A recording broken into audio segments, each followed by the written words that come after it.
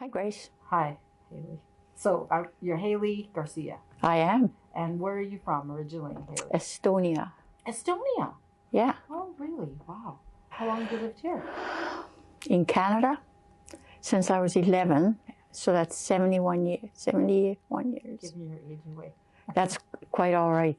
Numbers don't mean that much. So your practice as an artist, what do you do?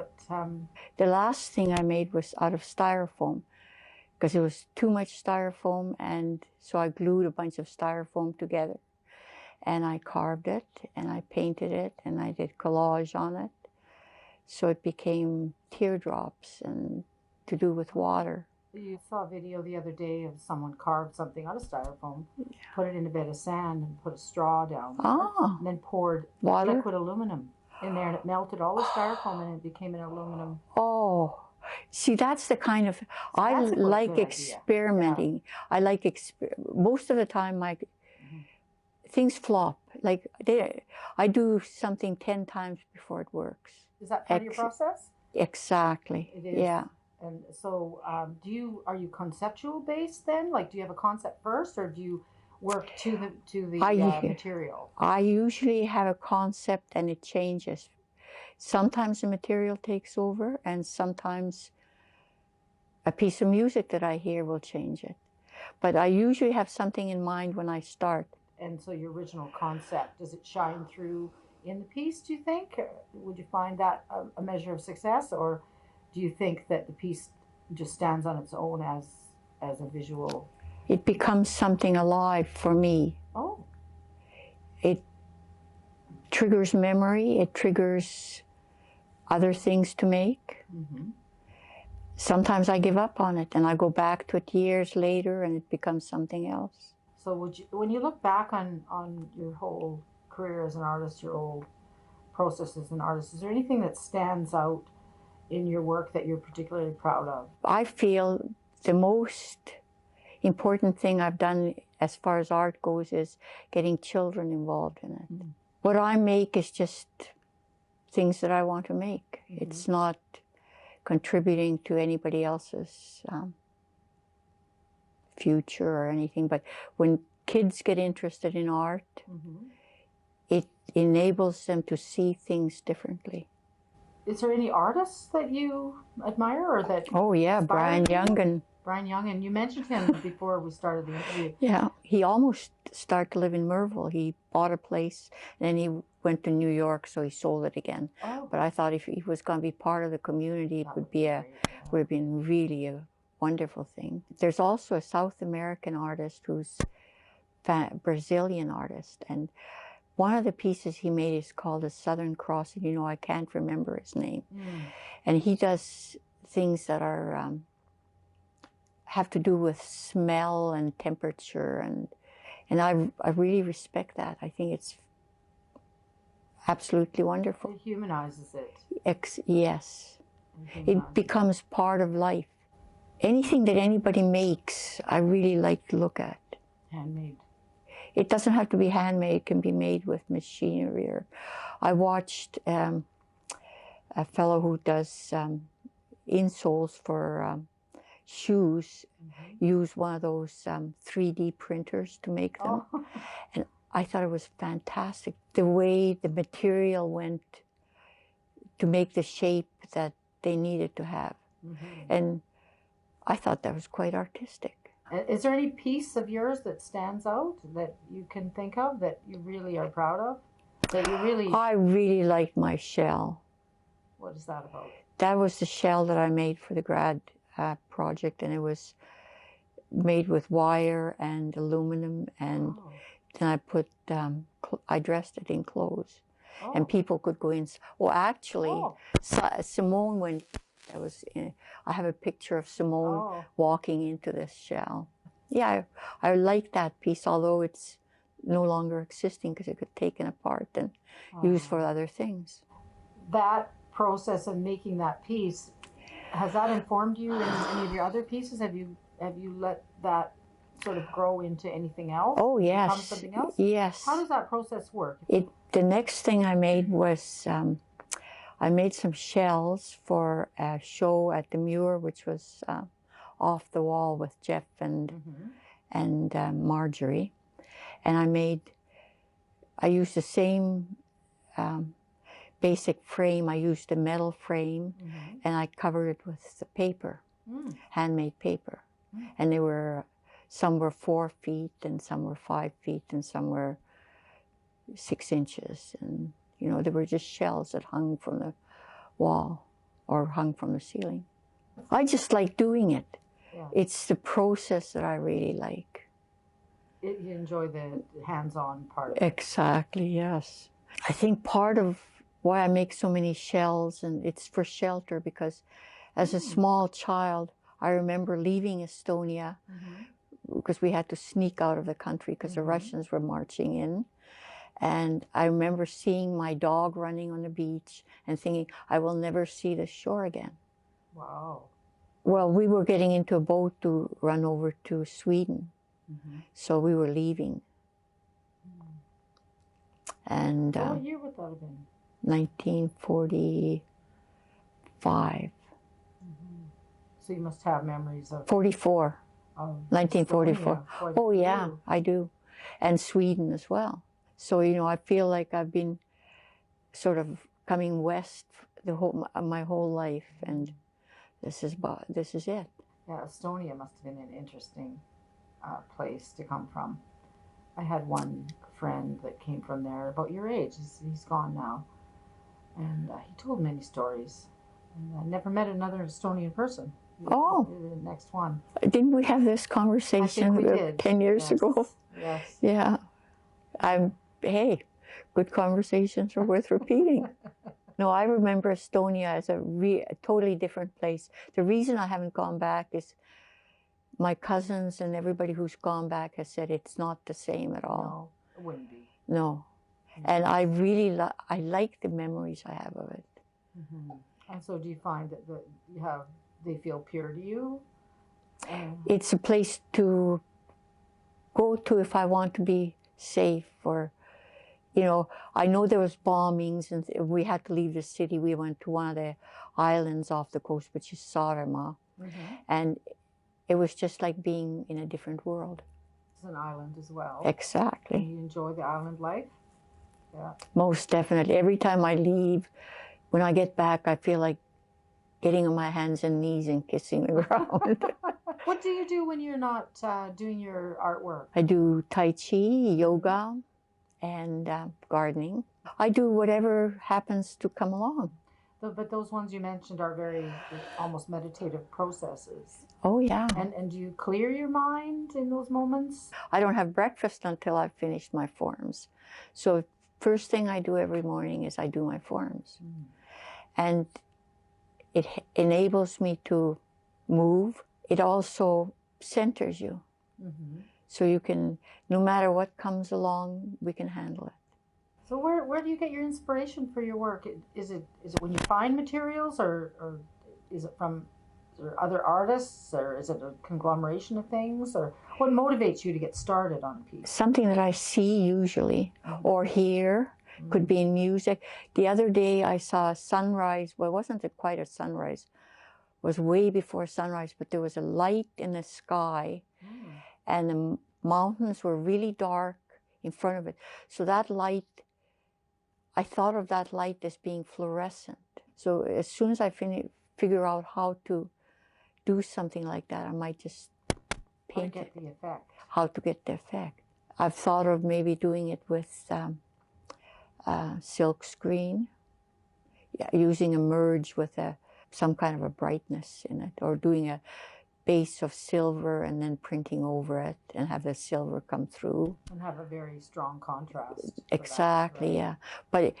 But the last print I made over at the college, I wanted to get I saw a tree that was losing, before it lost its leaves, and they had all turned yellow, and there was a purple, gray, ominous sky behind it, and that's all there was.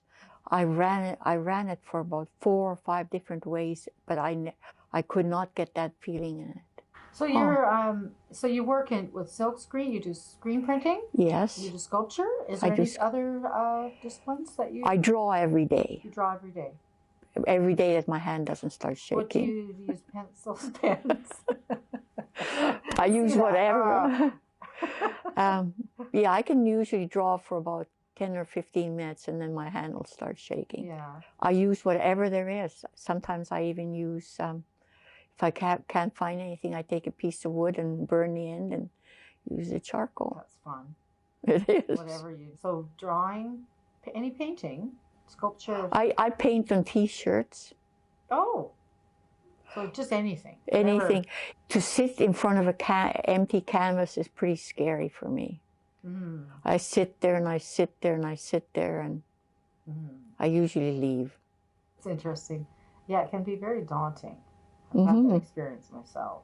If there's any one person in your life you know personally that you'd be grateful for having, that helped you in your process to as an artist to become who you are today, is there anyone that you can think of? I think there's so many that it's hard to pick out one. I worked with some people doing a wax museum in Salt Lake City, which was amazing. Wow. And one of the people working on that was Annette Falkenberg. She was a painter, but we did mostly sculpture, wax sculpture. So what is the process? Well, first of all, you make a figure, you sculpt a figure, then you make a mold from that, and you pour the wax into the mold, and you try to get the right colors, and then you finish carving the wax and painting it and putting the hair in with a needle. I've never actually met anyone that's done that. It's really fascinating. Have you done more of that kind of work? We did that museum, and did we do any other ones? I think we did some head. I worked for an outfit called Walker Displays in Vancouver. What did they do? They did the cats for the Eaton's parade in Toronto. And, you know, just, it was the cats were all moving, so they were animated. So they were actually built from a frame. You made the frame from metal, then you covered it with paper, and then you dressed them and made the heads. You really enjoy sculpture. Oh, yeah. Yeah, the three-dimensional design. Yeah, exactly. Yeah, I like playing with things. I like playing. Yeah. That's my main goal in life, is to play. Would you recommend that for everyone? Oh, yes, most definitely. Not just children. It's a very important thing that you said there, because I think as human beings, we tend to forget. It's okay. Oh, I think playing is important. It keeps us young and alive and engaged in life. Yeah. Oh, yeah. It makes it interesting. It makes it interesting. It makes it fun. And everybody can join in. There's no such thing as you can't play. Everybody can play. I worked in Mount Washington for a long time, and we played every single day. I ran the Nordic Cafe up there. Oh, yeah. And we just had fun, and everybody who came in played. So are you working on a particular piece right now? I'm collecting pieces to make something. I'm collecting all the plastic tags off bread and buns and all different colors, and I'm going to make something. I'm going to make a painting with them, because I can't hold my arm up to do much painting. So I'm going. You're going to glue them onto a surface. That's right. And make it a. I don't know what yet. Something. So you don't actually have a concept. It's driven by the collecting. The concept I have of it is it having some kind of depth, so it has dimensions. So there's the things that are in the background, and then there's the things that are next to it, and the things as you come closer, they like come a up. mosaic, almost. Yeah, but it's also coming towards you, not coming towards you like in real life, but coming towards you in minute little, like instead of being a foot wide, it's only a millimeter wide. I don't know what's going to happen. I'm just. You have to play with it. I want to see what that. It's interesting how that works. When you start playing around with things, they have a life of their own, don't they? Exactly. And then I find this, and you may agree, is sometimes when I work with certain materials, or even just if I'm focused on a particular thing, it has a life of its own, and it starts to inform me and tells me what to do. Exactly. It tells me you need to do this now, and yeah, it has a life of its own. Exactly. And then you no longer letting go of that preconceived idea. It becomes something that's quite incredible. Exactly. So this is going to be interesting to see. For me too. Yeah. Yeah, I like to be surprised sometimes. That's good. Yeah, I don't ever feel that I've wasted my time if it doesn't turn out. I've learned something from it. That's a good attitude in life in general, isn't it? So you've got your fine arts degree from Emily Carr, and you graduated 2007. Yes. Yes. And before that, you said you worked in Salt Lake City and places like that. Did you just jump in and do these things, or did you have formal education before that at all? Or The only did you get started? The only formal education, I had a scholarship to Vancouver Art School in 1952, I think. And I got it from, I entered a contest for Macmillan. Yeah, it was a Macmillan scholarship. I don't know, I used to paint. I used to paint with oils, and I used to, enjoy painting until I found out that there were so many other things to do. There's so many things. Oh, yes. Pottery, clay. I mean, it's just, even making bread, you can make all kinds of designs and, making a platter to put on the table. Isn't the Swedish the ones that make all the fancy bread? And and the Chinese. Exactly. Yes, many cultures have that as part of their yeah. Art is an everyday thing. It's in dancing, it's in song, it's in writing. It's everywhere. Words and poetry. Yeah, we're just put here to make art. So have you got your next project? You said you're going to be using plastic. And I think I might do something before that. And you used foam recently. Yes. Is it foam? Styrofoam. Styrofoam. So those are recyclable kind of things that people throw away. My husband's doing that. Oh, okay. He's doing things with metal, and he's welding it, and he's using old motors, and he's working on a dune buggy for our granddaughter. So he's got it perfect. But the parents bought a dune buggy, so he's tuning it up. That's great. That'd be wonderful to see. Have you got you're out in a rural property, or? I guess you could call it rural. It's out on Merville. It's on the beach, and it's 6 of an acre, just over half an acre. That's great. My son's place is across the street, which is 2.5 acres. My daughter's is around the corner, which is half an acre. So your family's all around you. So we're not all in the same house, but we're all within the block. That's great. That's a wonderful way to be. Yeah, it is. It's ideal, really. If you all get along. Even if you don't. It's okay. You just don't talk to each other for a while. And then you have such a wonderful time making up again. Well, I think our time is just about up. Great. Have any more questions, unless there's something else you'd like to No, I think it's been really nice to visit with you. It's been nice to have a visit, and it's nice to hear some of your background that I didn't know about. I really appreciate that. I'll go away and I'll think about it. Okay. I think that if I'm going to take anything away from this interview, which I will, is just the fact of getting your mind clear with the meditative process. Oh, yeah. And I think that artists, we do that in different ways, and I think that's important. Oh, I think so too. Yeah. And don't forget, it's the most important thing an artist can do is get some children to do art. Okay. Good. Okay, thank you, Heili.